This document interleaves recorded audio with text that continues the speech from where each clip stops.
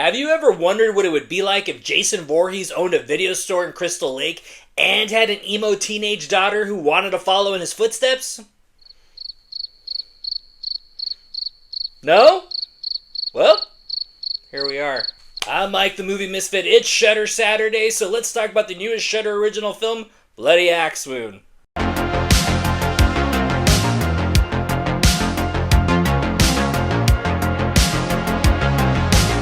Bloody Axewound follows an emo teen named Abby who wants to follow in her father's footsteps and become a slasher.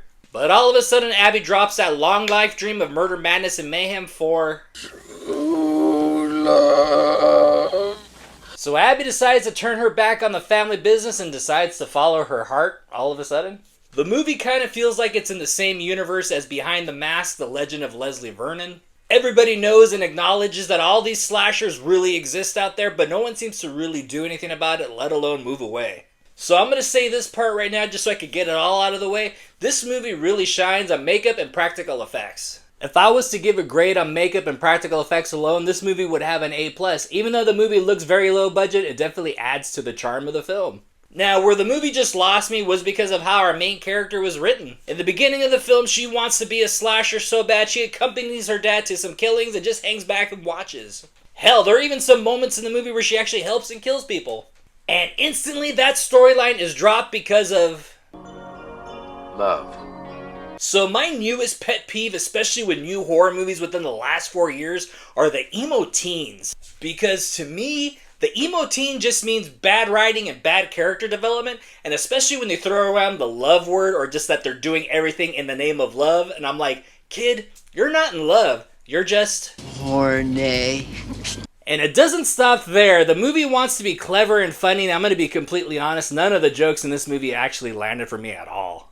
More important than anything, I did not care about any of the characters at all in this movie. I could care less about any of them.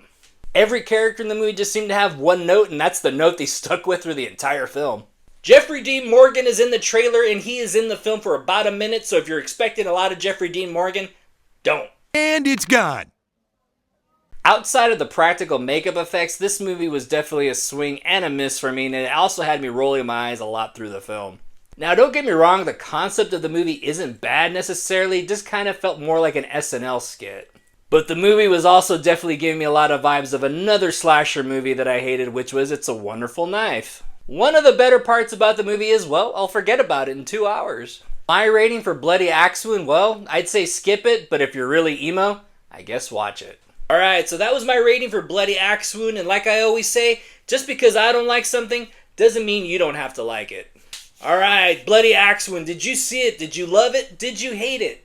Do you not like the trope of emo teens also? Comment below and let me know. And please don't forget to hit the like and follow button. I'm Mike the Movie Misfit, always reviewing Shudder Originals every Saturday. And I'll see you at the movies.